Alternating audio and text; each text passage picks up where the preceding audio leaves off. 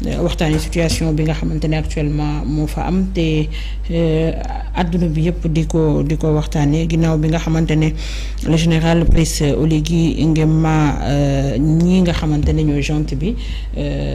def nañ ko mu daal di koy jiite ginnaaw loolu it on a vu une vidéo de Ali Bongo muy daal di woote wàllu ajaratu bu ñuy gis situation yi nga xamante ne actuellement mooy am en Afrique rawatina ci ñi nga xamante ne France moo leen colonisé woon te actuellement ñuy mel ni ñuy rompre le cordon ombilical bi leen lié ak la France ban jàngat lañu ci mën a am. waaw jàngat bi de xam naa ne mooy ne gis nga képp koo xamante ne fu mu nekk nii chef d'état africain nga. te rendre loo compte ni ci li nga xamante ne moom mooy xew actuellement en Afrique. Ça veut dire que soit da nga am volonté bañ ko gis. wala boog yaa ngi koy gis waaye da nga bàyyiwul xel ni aujourd'hui li nga xam ne moom mooy xew Afrique mën naa dal kenn ku nekk ci ñun. xam nga Nabokor dama gis démb benn post bu xaw a drôle. boo xam ne dama gis donc nit ñi di ko partagé di wax ne Burkina yeewu na Niger yeewu na Mali yeewu na Guinée yeewu na Gabon yeewu na après ñu ne waaye fii Sénégal fecc rek la ñu tal ak leneen loo xam nga xale yi moom lu nekk la ñuy démontage lépp la ñuy TikTok ci jamono yi ñu toll nii. gis nga Nabokor na chef d'état africain yi jàpp ne jamono ji li ñuy nawee njiit mooy njiit boo xam ne il sait partir à temps. jamono ji li ñuy nawee njiit Afrique mooy njiit boo xamante ne dafay jëmmal dëgëral démocratie. gis nga ak loo mënti def ci sa réew Nabou bu fekkente ne sàmmonte nga ak charte yi nga xamante ne moom la démocratie sant au moins di nga ci am estime sa peuple. parce que le peuple africain d'aujourd'hui n'est plus un peuple boo xamante ne ay suiviste lañu. wala da nga jógee da nga jiite assemblée générale de mouton de Panurge yoo xamante ne da ngay jiitu rek ñi topp ci déedéet. c'est-à-dire que léegi kenn béy lootu. problème bi mooy cette jeunesse là ñi ñuy jàppee acte bu héroïque mooy koo xamante ne. vraiment lépp loo xamante ne au-delà de la question de bonne gouvernance ak leneen lu ci topp mooy ne le respect des principes fondamentaux d'une démocratie dans un état de droit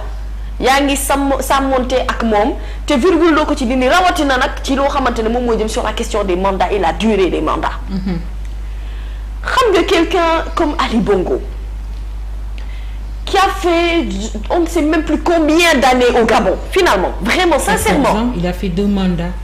papaam def plus de 40 ans mu doon le pouvoir. xam nga loolu mu mujjee nekk comme dynastie rek mel ni comme dynastie rek dynastie rek boo xamante ne daf fi nekk rek xam nga dynastie nag. man ba muy nekk série ci am jamono Dallas dafa ñëw daaneel ko bu de. waaw Nabou gis nga nanu waxante dëgg nanu bàyyi naxante gi ñuy naxante suñu bopp.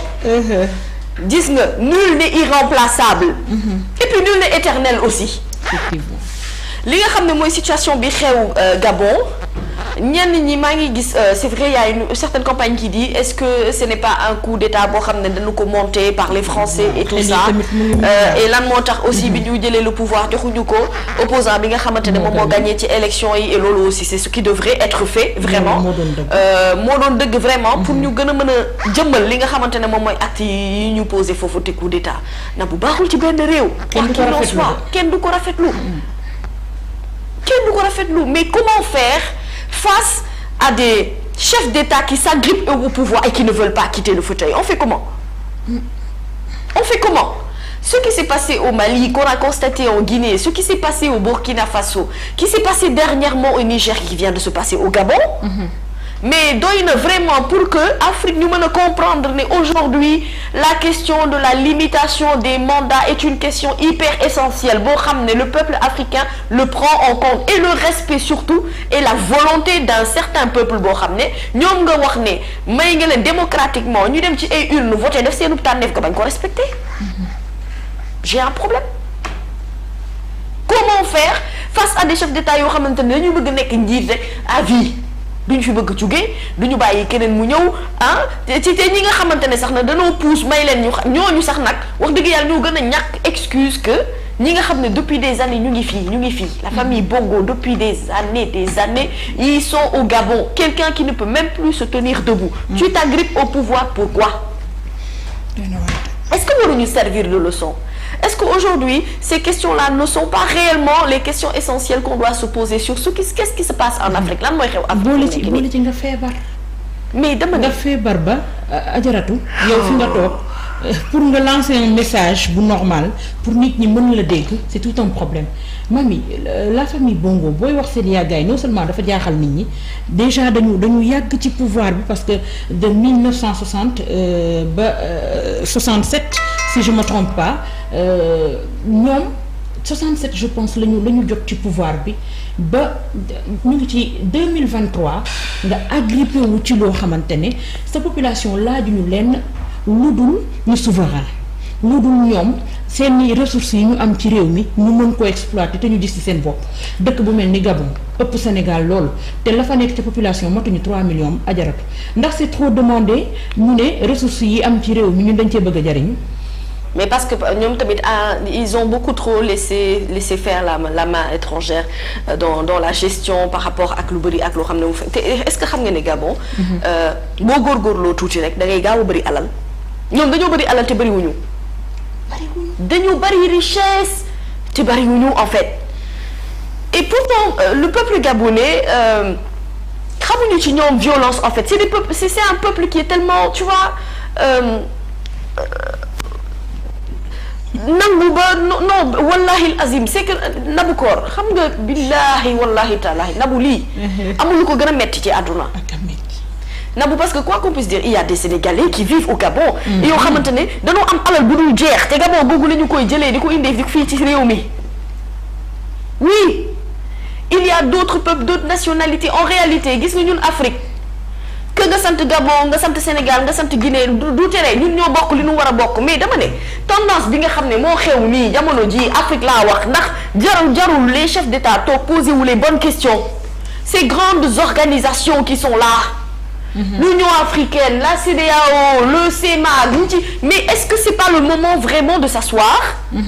et de se regarder les yeux dans les yeux et de se poser les bonnes questions de prendre les bonnes résolutions. Mansour nee na la ñoom ay noble lañu ay étranger rek ñoo fay nekk di liggéey. waaw jël ci seeni ressources ajaratu ci génne. déggoo li ma la wax te ñoom ñuy am problème yu metti bay am ñoo xam ne dañuy dund ci pauvreté bu extrême am tu peux imaginer ça. Vraiment c'est fatigant. leen nag xam naa ko ci moom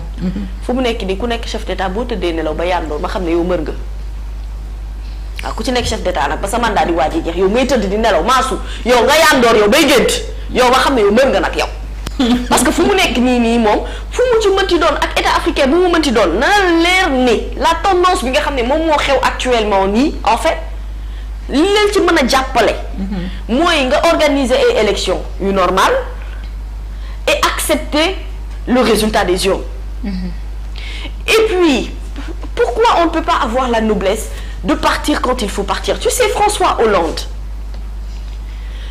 bi mu nekkee président en France dafa newoon ni am na ci loo xam ne bu ci échecé moom mooy bàyyi boppam mais il a fait il est parti quand il devait partir l'emploi des jeunes effectivement oui cette question-là merci de me le rappeler Sarkozy la moo tax nit ñi nawuñu ko ba tey Macron mi ngay wax nii sa gestion yi nga xamante ne ak yenn position yi nga xam ne moom lay am mais moo tax nit ñi aussi dañoo am problème par rapport à considérer ko sur plein de choses Nabou le peuple africain d'aujourd'hui n'est plus un peuple qui est prêt à accepter ce qui se faisait d'antan déedéet loolu maanaam révolution bi dafa sonné wu en fait on a besoin de respecter les calendriers républicains respecter la volonté des urnes partir quand il faut partir nga dem ca ba nga waree dem bàyyi keneen ñëw mu doxal et le peuple a-t-il jugé en toute souveraineté ba pare di langaamu ci nguur mami man c'est ça moom waaw nag nguur la moom waaw léegi man dama wax nguur moom bu ci ne seen fauteuil bi lan la jërëjëf soo booy pour la bu may fàttali dafa ma xawoon échappé dem ba Paul Biya mu yàgg ma moom dafa renforcer sa sécurité ba pare maanaam ci armée ba folli na jël ay homme foram ñi nga xamante ne ñoom la wóolu teg fii rocci pion teg na le te moom kenn gënu koo yàgg ci nguur moom ma ne moom li dal nit ñi sax ñii naan dañoo feebar ak dañoo lottu moom fekk ko ci moom mënatul daa màgget. moom dem na naax na. c'est que homme fort ak homme triple fort a ci yam fu mu nekk nii xam nga ku fort. le peuple. maa la wax lii. C'est le peuple africain qui est fort. Regarde-moi ces images. Non mais sincèrement, vraiment, le peuple africain ne mérite pas cette souffrance. Et pourtant, c'est ici en Afrique qu'on a tenu des sommets. Alors dans le sens de ñuy waxtaanee li nga xamante ne moom moo jëm ci la question de limitation de mandat. mais fii la ñu ko waxtaanee wax dëgg yàlla xam nga dafa am loo xamante ne bu xewee feneen rek yow à la limite bu fekkente ne njiit nga bu bëgg sa askan waroo ko yéene sa askan en vrai. parce que lii. déstabilisation gënu ko rëy coup d'état dafa doy waar ci réew day yàq lépp loo xamante ne dañ ko jotoon et ça déstabilise tout et ça remet tout en question. C'est un recommencement boo xamante ne aujourd'hui le peuple africain est prêt à recommencer. Et c'est ça le problème mooy c'est l'acceptation coup d'état day am ci dëkk askan wu génn di jubilé kon problème am na nag. wax dëgg yàlla xamuñu ndax putschistes yi de bonne foi dañoo nar a doxal li nga xamante ne mooy volonté peuple bi. mais ñoom loolu la ñu war a def aussi dañu moytandiku situation bi amoon Tchad di am Gabon. tu vois nañ moytandiku situation yu mel noonu en réalité s'ils ont pris le pouvoir naam aujourd'hui pour nee nañu fexe ba jàmm nekk ca Gabon nañu ko jox ki nga xam ne moom moo gagné ci élection yi nañu ko bàyyi moom mu doxal. Et puis ñu jéem a comprendre ne aujourd'hui li nga xamante ne moom mooy loxo main étrangère bi fi nekkoon di gérer yenn affaires yi am na ci yu bëri yoo xamante ni il faut apporter une rupture par rapport à ça.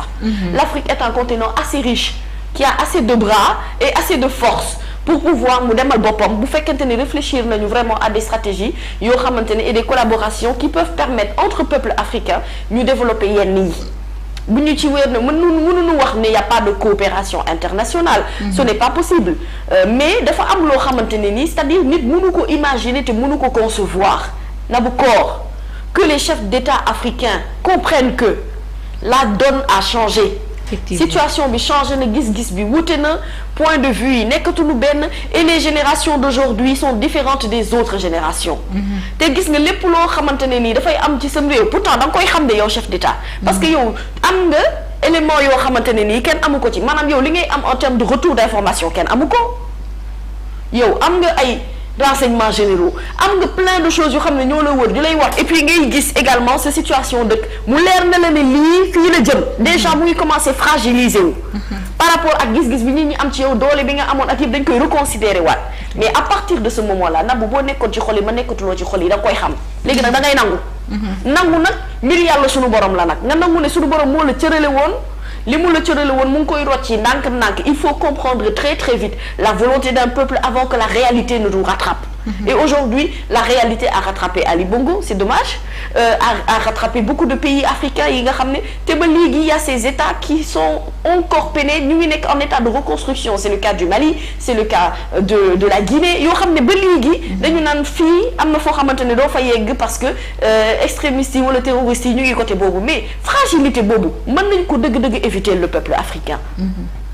Qu'on comprenne qu'aujourd'hui, il est important vraiment que tous ces États démocratiques, à moins que ñu bañ a nekk ay États démocratiques ñu nekk ay États monarchiques wala ñuy doxal wàllum dynastique leneen lu ci topp mais le Maroc n'a pas ce genre de problème ñoom xam nañ ne royauté la ñuy fonctionner donc il y a pas de souci à ce niveau mais sauf que li xew foofu ce n'est pas le cas pour les autres États africains.